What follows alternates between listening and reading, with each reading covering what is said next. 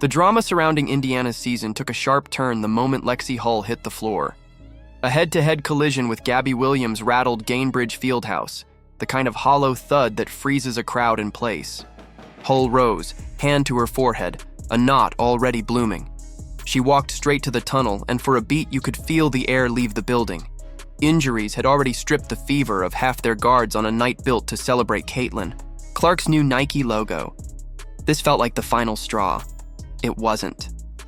Minutes later, Hull reappeared, swelling still visible in her peripheral vision, and checked back in like nothing had happened. First play, she dove on the floor for a loose ball. The crowd detonated.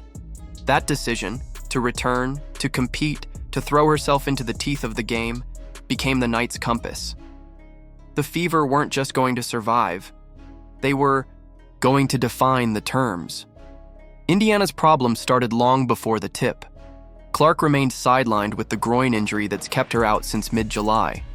Sophie Cunningham, Arie McDonald, and Sydney Coulson were already done for the season. Chloe Beebe was managing a knee. That's an entire guard rotation gone, and it forced the Fever into a narrow, unforgiving lane. Pound the paint, own the glass, keep the ball moving, and live with heavy minutes. The stakes were immediate. Indiana had lost 4 of 5, dangling at 19-18 and clinging to the 8th seed. Seattle sat directly ahead in 6th. Every possession was a standings line. Inside the locker room, the talk was simple. One game at a time, be where your feet are. But everyone knew what this one meant. Then came the complicating poetry of the evening. Clark's logo night. White tees draped over seats, fans posing. In branded backdrops. A franchise centerpiece in street clothes at courtside while her team tried to steady its season without her. Stephanie White didn't shy from context or standards. AB has been the one most affected by our injuries, she said before the game, outlining how timing and spacing, not just touches but where and when, unlock Aaliyah Boston. When she plays low to high, there's nobody that can stop her. That was the challenge. And then the Fever met it. Hull's return lit the fuse. She finished with 9 rebounds and a team-best plus 31, a stat that barely captures the way her activity jammed Seattle's rhythm. She chased, she bodied, she reset possessions with second efforts.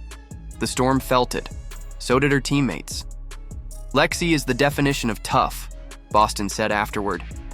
White called the collision disgusting, then praised Hull's refusal to show pain. She battles every possession. She really epitomizes the toughness and grit of this team. That grit cleared the way for Boston to dominate.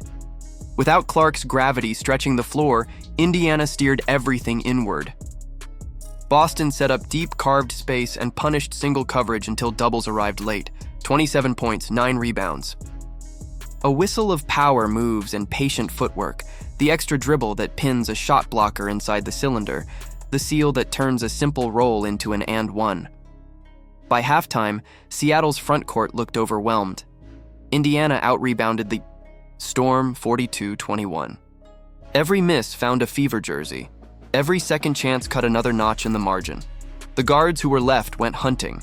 Odyssey Sims, signed late and playing like she'd been here for years, slashed, sprinted, and then stopped time with a deep logo 3 that sent the building into orbit. 22 points with a veteran's sense of when to press, when to slow, when to punch a hole in a defense. Kelsey Mitchell did the rest. 21 points, the steady heartbeat on the perimeter, a quick trigger that forced Seattle to guard more than the paint. Every budding Storm run found Mitchell at the end of it, hands set, feet down, shot up. The Fever didn't just attack, they suffocated. Seattle managed 3 fast break points all night. Indiana dictated tempo, turned stops into runs, and kept the Storm reacting rather than creating. 22 assists on 36 made field goals. They made more free throws than Seattle attempted. By the end, 95-75 felt less like an upset and more like a declaration. A clean sweep of the season series, 3-zip. The standings shifted. Indiana climbed to 6th. The identity sharpened. This isn't a team hanging on for reinforcements. It's a team building a second way to win. And still, the shadow that frames all of it stood and cheered from the sideline. Clark's absence has stretched to 16 straight games. White, measured as always, laid out the next step. Clark had progressed through walkthroughs. Now the hurdle is live practice. Contact over 94 feet, endurance without regression, the way the game looks when fatigue claws at mechanics. The Fever have 6 games left. The West Coast trip is here. Targeting a return means balancing urgency with risk, because a groin doesn't bargain.